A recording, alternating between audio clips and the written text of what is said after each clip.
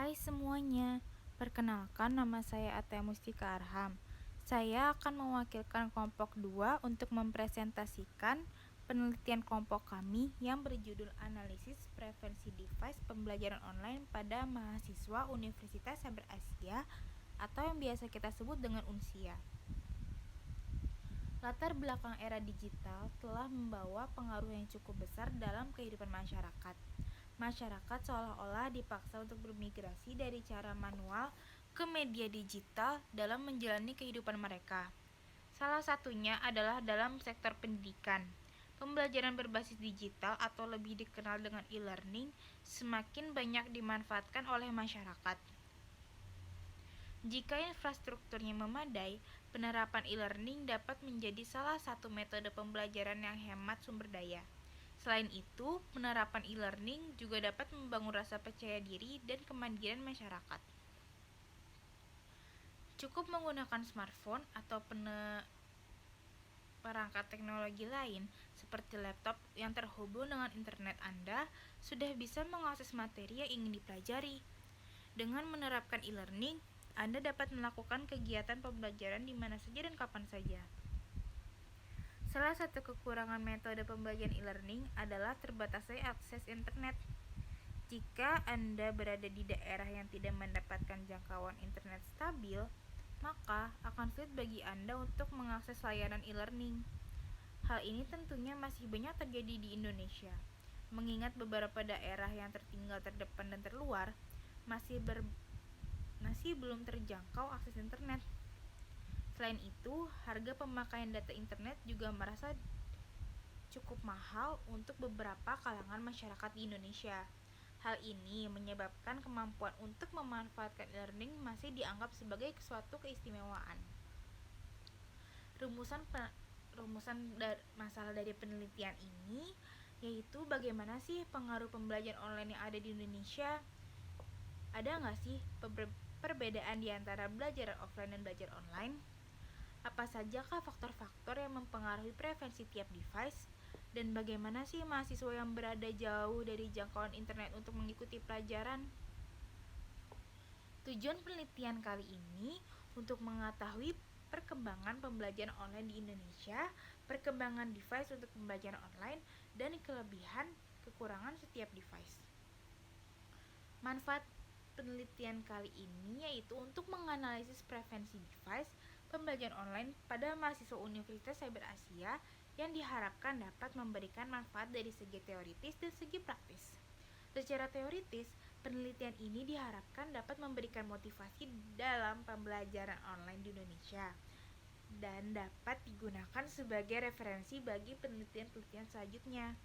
Secara praktis, hasil penelitian ini diharapkan dapat memberikan manfaat bagi pembaca dalam meningkatkan apresiasi terhadap pembelajaran online di Indonesia, khususnya preferensi device pembelajaran online terhadap mahasiswa Universitas Saber Asia dan sebagai sarana untuk memahami pembelajaran online dan dalam dunia pendidikan. Kerangka teori penelitian ini yaitu yang pertama ada pembelajaran online. Online learning adalah proses belajar mengajar yang memanfaatkan internet dan media digital dalam penyampaian materinya. Metode online learning dianggap lebih dekat dengan generasi pelajar saat ini yang dikenal sangat menyatu dengan produk-produk teknologi. Hal ini merupakan salah satu bentuk digitalisasi dalam dunia pendidikan yang memiliki banyak manfaat. Yang kedua ada pembelajaran online di UNSIA. UNSIA merupakan salah satu perguruan tinggi yang menerapkan sistem pembelajaran online secara penuh. Menerapkan sistem LMS pada sistem pembelajarannya menjadi solusi bagi masyarakat yang ingin melanjutkan pendidikan dari tingkat SMA dengan tetap melakukan kegiatan di rumah atau sambil bekerja. Sistem pembelajaran ini pun dibuat dengan segala kemudahan, dengan e-library, live session, hingga materi-materi perkuliahan yang dapat diakses. Prosedur pembelajaran online di UNSIA pada hakikatnya tentu saja sangat berbeda dengan pembelajaran offline. Banyak tantangan yang didapatkan oleh institusi terkait untuk menerapkan pembelajaran online yang diantaranya menjadi menyediakan media komunikasi antara pengajar dan murid, mengatur waktu pembelajaran, menyediakan media komunikasi antar murid untuk berdiskusi, menyediakan sarana untuk mengakses materi agar mudah diakses seluruh murid. Beberapa poin di atas sudah terpenuhi oleh Universitas Cyber Asia, di mana Unsia membuat prosedur pembelajarannya sangat inovatif dengan memberlakukan Learning Management System atau biasa yang kita sebut LMS. Proses pembelajaran online tentu saja tidak terlepas dari device atau media komunikasi digital dan internet. Device yang digunakan untuk sebagai prasyarat pembelajaran online diantara lain ada komputer, alat yang dipakai untuk mengolah data menurut prosedur yang telah dirumuskan. Ada laptop, pada dasarnya laptop adalah perkembangan dari komputer dengan memberikan kelebihan untuk menggunakannya dimanapun dan kapanpun. Yang terakhir ada smartphone. Smartphone adalah telepon genggam yang mempunyai kemampuan tingkat tinggi. Kadang-kadang smartphone juga memiliki fungsi yang sama dengan komputer. Kerangka konsep penelitian ini adalah kerangka konseptual, merupakan sebuah alur pemikiran terhadap suatu hubungan antar konsep satu dengan konsep yang lain untuk memberikan gambaran dan mengarahkan asumsi terkait variabel-variabel yang akan diteliti.